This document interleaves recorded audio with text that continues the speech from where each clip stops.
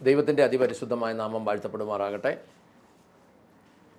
ഒരു വചനഭാഗം വായിക്കാം. ഈ ദിവസങ്ങളിൽ നമ്മൾ വായിച്ചുകൊണ്ടിരിക്കുന്ന വചനഭാഗം തന്നെയാണ് കൊരിന്ത്യർ ലേഖനം 1-ാം അധ്യായം. അതിൻ്റെ 1 കൊരിന്ത്യർ ലേഖനം 3-ാം അധ്യായം 12-ാമത്തെ വാക്യം. ആ അടിസ്ഥാനത്തിന്മേൽ ആരെങ്കിലും പൊന്ന്, വെള്ളി, വിലയേറിയ കല്ല്, മരം, പുല്ല്, വൈക്കോൽ എന്നിവ പണിയുന്നുവെങ്കിൽ അവനവൻ്റെ പ്രവൃത്തി വെളിപ്പെട്ടു വരും. 11-ാമത്തെ വാക്യം ചേർത്ത് വായിച്ചാൽ, യേശുക്രിസ്തു എന്ന കഴിഞ്ഞിരിക്കുന്ന അടിസ്ഥാനമല്ലാതെ മറ്റൊന്നിടുവാൻ ആർക്ക് സാധ്യമല്ല. ഈ അടിസ്ഥാനത്തിന്മേൽ സ്വർണം, വെള്ളി, രത്നം, തടി, പുല്ല്, വൈക്കോൽ എന്നിവ ഉപയോഗിച്ച് ആരെങ്കിലും പണിതാൽ അയാളുടെ പണി വെളിപ്പെട്ടു വരും. പണിത് നിലനിന്നാൽ 14-ാമത്തെ വാക്യം പറയുന്നു, ഒരാൾ പണിത് നിലനിന്നാൽ അയാൾക്ക് പ്രതിഫലം ലഭിക്കും. അപ്പം നമ്മൾ കഴിഞ്ഞ 2-3 ക്ലാസ്സുകളിൽ നമ്മൾ പൊന്നെന്താണ്, അല്ലെങ്കിൽ സ്വർണം എന്താണ്, വെള്ളി എന്താണ്, വിലയേറിയ കല്ലെന്താണ് എന്ന് നമ്മൾ പഠിച്ചു. പൊന്നും വെള്ളിയും നമ്മൾ പഠിച്ചു, അമൂല്യമായ ദൈവത്തിൻ്റെ വചനമാണ്. വിലയേറിയ കല്ല് യേശുക്രിസ്തു ആണെന്ന് മനസ്സിലാക്കി, അതും ദൈവവചനം തന്നെയാണെന്ന് നമ്മൾ യോഹന്നാൻ സുവിശേഷം 1-ാം അധ്യായത്തിൻ്റെ പശ്ചാത്തലത്തിൽ മനസ്സിലാക്കി. അപ്പോൾ ആ 3 കാര്യങ്ങളും ദൈവവചനത്താലാണ്. ഇനിയിപ്പോൾ പറയാൻ പോകുന്നത് തടി, പുല്ല്, വൈക്കോൽ, ഇത് 3 എന്താണെന്നുള്ളതാണ്. അതിൽ തടി എന്താണെന്നാണ് നമ്മളിന്ന് ചിന്തിക്കാൻ പോകുന്നത്. തടി എന്ന് പറഞ്ഞാൽ അതിൻ്റെ വേറൊരർത്ഥം മരം എന്നാണ്. മരത്തിൽ നിന്നാണ് തടി. ഈ കോട്ടയം, ഇടുക്കി, പത്തനംതിട്ട ജില്ലകളിൽ തടിപ്പണിക്കാരെന്ന് ആശാരിമാരെ വിളിക്കുമ്പോൾ എറണാകുളം, തൃശ്ശൂർ ജില്ലകളിൽ മരപ്പണിക്കാരെന്ന് അവരെ വിളിക്കുന്നത്. ഇവിടെയുള്ള ആളുകൾ തടിയെടുക്കാൻ മില്ലിൽ പോയി എന്ന് പറഞ്ഞു കഴിഞ്ഞാൽ അവിടെയുള്ള ആളുകൾ മരം എടുക്കാൻ പോയെന്നാണ് പറയുന്നത്. അപ്പോൾ തടിയും മരവും ഒറ്റയാണ്. അതിൻ്റെ യഥാർത്ഥ അർത്ഥം, ബൈബിളിൻ്റെ യഥാർത്ഥ തർജ്ജിമയിൽ അത് മരം എന്ന് തന്നെയാണ്. ആരെങ്കിലും മരം, ഇപ്പം നമ്മളൊന്ന് ആലോചിച്ച് നോക്കിയാൽ രസകരമായിട്ട് ചിന്തിച്ചാൽ, ആരെങ്കിലും സഭയിലോട്ട് പണിയാൻ മരമായിട്ടാണോ പോകുന്നത്? അല്ലെങ്കിൽ ആരെങ്കിലും തോളയിലോട്ട് 2 തേക്കുംതടി കഷ്ണമായിട്ടാണോ പോകുന്നത്? അല്ല. അപ്പോൾ തടി എന്ന് പറഞ്ഞു കഴിഞ്ഞാൽ കത്തിപ്പോകുന്ന എന്തേലുവാന്ന് നമുക്കറിയാം. പക്ഷേ കത്തിപ്പോകുന്ന എന്തേലുവാന്ന് അറിഞ്ഞാൽ പോരാ, നമ്മളിത് കത്തിപ്പോകുന്ന എന്താണ് എന്നറിയണം. അതിന് നമുക്കൊരു വാക്യം വായിക്കാം. ഉൽപ്പത്തി പുസ്തകം 3-ാം അധ്യായത്തിൻ്റെ 8-ാമത്തെ വാക്യം. വെയിലാറിയപ്പോൾ യഹോവയായ ദൈവം തോട്ടത്തിൽ നടക്കുന്ന ഒച്ച അവർ കേട്ടു. മനുഷ്യനും ഭാര്യയും യഹോവയായ ദൈവം തങ്ങളെ കാണാതിരിപ്പാൻ തോട്ടത്തിലെ വൃക്ഷങ്ങളുടെ ഇടയിൽ ഒളിച്ചു. ഈ ബൈബിളിൽ ഇങ്ങനെ എഴുതുന്നു, വെയിലാറിയപ്പോൾ യഹോവയായ ദൈവം തോട്ടത്തിൽ നടക്കുന്ന ശബ്ദം മനുഷ്യനും ഭാര്യയും കേട്ടു. യഹോവയായ ദൈവം കാണാതിരിക്കാൻ അവർ മരങ്ങൾക്കിടയിൽ ഒളിച്ചു. മറ്റേ വേർഷനിൽ വൃക്ഷങ്ങൾക്കിടയിൽ നിന്നാണ്. സംഭവം ശരിയാണ്, പക്ഷെ തഞ്ഞി വാക്ക് ഇങ്ങനെ തന്നെയാണ് കിടക്കുന്നത്. മരങ്ങൾക്കിടയിൽ ഒളിച്ചു. എന്തിനാ ഒളിച്ചെന്ന് 3-ന്റെ 10-ലുണ്ട്. വായിച്ചാട്ടെ. തോട്ടത്തിൽ നിന്റെ ഒച്ച കേട്ടിട്ട് ഞാൻ നഗ്നനാകൊണ്ട് ഭയപ്പെട്ട് ഒളിച്ചു എന്ന് അവൻ പറഞ്ഞു. ഉണ്ടോ? നഗ്നനായത് കൊണ്ട് ഒളിച്ചത് മരങ്ങൾക്കിടയിലാണ്. ഇത് നമുക്ക് മനസ്സിലാകും. നമ്മുടെ വസ്ത്രം ആരെങ്കിലും അടിച്ചുകൊണ്ട് പോയാൽ നമുക്ക് ഏതെങ്കിലും വൃക്ഷത്തിൻ്റെ പുറകിൽ, മരത്തിൻ്റെ പുറകിൽ നമുക്ക് പോയി ഉറയ്ക്കാം. അത് ആ രീതിയിൽ നമ്മളിത് മനസ്സിലാക്കിയാൽ നമുക്കിത് വെറും വെളിപ്പാടല്ല. അപ്പോൾ ഈ മരം എന്താണെന്നുള്ളതാണ് നമ്മുടെ വിഷയം, അല്ലെങ്കിൽ തടി എന്താണെന്നുള്ളതാണ്. മരം. ദൈവം വന്നപ്പോൾ മനുഷ്യൻ മരങ്ങൾക്കിടയിൽ ഒളിച്ചു. ഇനി നമ്മൾ കറക്റ്റ് വാക്യത്തിലോട്ട് പോവുകയാണ്. യെശയ്യാവ് 55-ന്റെ 12-ാമത്തെ വചനം. നിങ്ങൾ സന്തോഷത്തോടെ പുറപ്പെടും, സമാധാനത്തോടെ നിങ്ങളെ പറഞ്ഞേക്കും. മലകളും കുന്നുകളും നിങ്ങളുടെ മുൻപിൽ പൊട്ടിയാർക്കും, ദേശത്തിലെ സകല വൃക്ഷങ്ങളും കൈകൊട്ടും. മതി, അത് തന്നെയാണ് വാക്യം. ശ്രദ്ധിച്ച് കേൾക്കണം. നിങ്ങൾ സന്തോഷത്തോടെ പുറപ്പെടും. നിങ്ങളെക്കുറിച്ചാണ് പറയുന്നത്. സമാധാനത്തോടെ നിങ്ങളെ പറഞ്ഞേക്കും. പർവ്വതങ്ങളും മലകളും നിങ്ങളുടെ മുമ്പിൽ പൊട്ടിയാർക്കും, വയലിലെ സകല വൃക്ഷങ്ങളും കൈകൊട്ടും. വൃക്ഷം എവിടെയാണ് കൈകൊട്ടുന്നത്? വൃക്ഷത്തിന് കൈയുണ്ടോ? ഇല്ല, വൃക്ഷത്തിന് കൈയില്ല. കൈകൊട്ടുന്നത് ആരാ? കൈകൊട്ടുന്നത് കൊട്ടാൻ പരുവത്തി കൈകളുള്ളവർ മാത്രമേ കൊട്ടുള്ളൂ എന്ന് മാത്രമല്ല, കൊട്ടുന്നതിൻ്റെ അർത്ഥം അറിയാവുന്നവരെ കൊട്ടുള്ളൂ. കേരളത്തിലെ 110 വർഷം മുമ്പ് യഥാർത്ഥ പെന്തക്കോസ്ത വിശ്വാസം വന്നപ്പോൾ അന്നത്തെ പിതാക്കന്മാർ ശരിക്കും കൈകൊട്ടി. കൈകൊട്ടിയപ്പോൾ അന്നത്തെ ഇവിടുത്തെ പൗരോഹിത്യ മത നേതൃത്വം അതിനെതിരെ ശക്തമായിട്ട് എതിർത്തു. പക്ഷേ അത് പിന്നീട് പതുക്കെ പതുക്കെ പതുക്കെ വളർന്ന് കേരളത്തിൻ്റെ സകല മുക്കും മൂലയിലും ഇതെത്തി. അപ്പം കൈകൊട്ടുന്നത് വൃക്ഷങ്ങളല്ല, അതാരാ? കൈയുള്ള മനുഷ്യനാണ് കൈകൊട്ടുന്നത്. കൈകൊട്ടുന്നത് മനുഷ്യനാണ്. ഇനി 1 കൊരിന്ത്യർ 3:9 വാക്യത്തിൽ പറയുന്നു, 3:9 പറയുന്നു, ഞങ്ങൾ ദൈവത്തിന്റെ കൂട്ടുവേലക്കാർ, ആ നിങ്ങൾ ദൈവത്തിന്റെ കൃഷി, ആ ദൈവത്തിന്റെ ഗൃഹനിർമ്മാണം. കണ്ടോ, ഞങ്ങൾ ദൈവത്തിൻ്റെ കൂട്ടുവേലക്കാർ. ദൈവമക്കളോട് പറയുക, നിങ്ങൾ ദൈവത്തിൻ്റെ കൃഷി എന്ന് ആ വർഷം പറഞ്ഞെങ്കിൽ നിങ്ങൾ ദൈവത്തിൻ്റെ വയലെന്ന് പറഞ്ഞു. ചെളി പിടിച്ച് കിടക്കുന്ന കണ്ടമെന്നാണോ അർത്ഥം?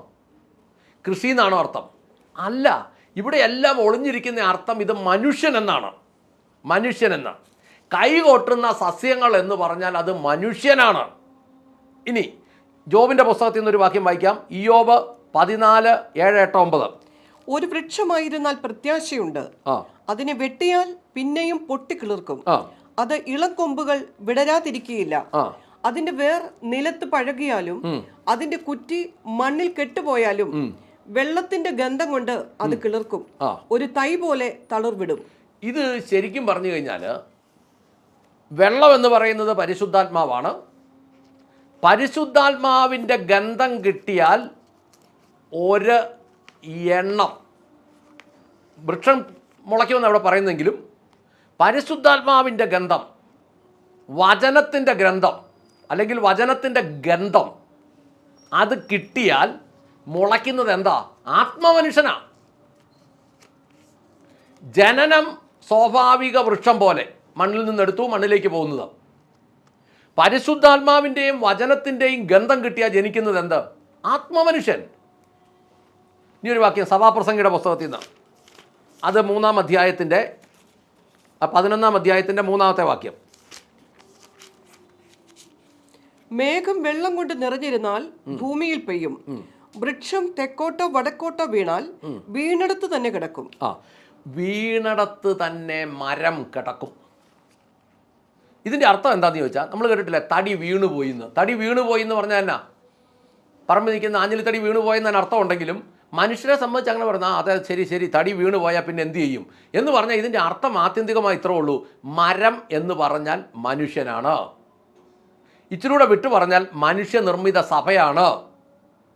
ഇച്ചിലൂടെ വിട്ടു പറഞ്ഞാൽ മനുഷ്യനിർമ്മിത സഭയിൽ മനുഷ്യൻ വീണുപോയാൽ ഈ സഭയും ഇവിടെ കിടക്കും, ഈ വീഴുന്ന മനുഷ്യനും അവിടെ കിടക്കും.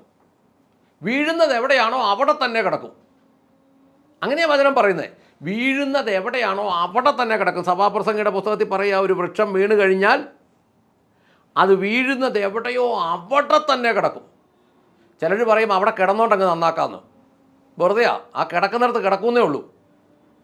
പല വ്യക്തികളും സത്യം അറിയാമെന്നും അതിൽ നിലനിൽക്കണമെന്നും അല്ല ചിന്തിക്കുന്നത്.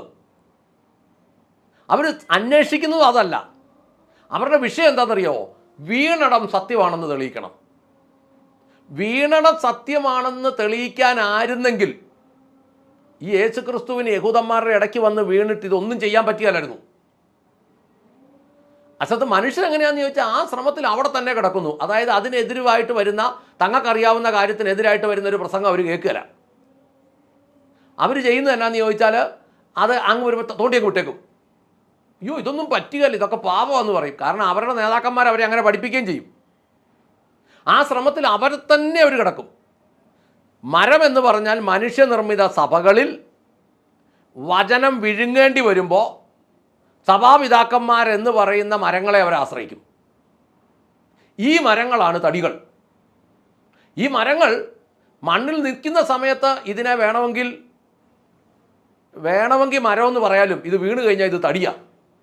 പക്ഷേ ഒറിജിനൽ തർജ്ജിമയിൽ ഇതിനെ തടി എന്നല്ല അത് എഴുതിയേക്കുന്നത്, അത് മരമെന്ന് തന്നെയാണ്. അപ്പോൾ ഈ മരം എന്ന് പറഞ്ഞാൽ മനുഷ്യനാണ്, മനുഷ്യനിർമ്മിത സഭകളാണ്. മനുഷ്യനിർമ്മിത സഭകൾ ചുമ്മാ ഒരു ഭംഗിക്ക് വെക്കുന്നതാണ് ദൈവവചനം. അത് മുഴുവൻ അനുസരിക്കാൻ വേണ്ടിയിട്ടൊന്നുമല്ല.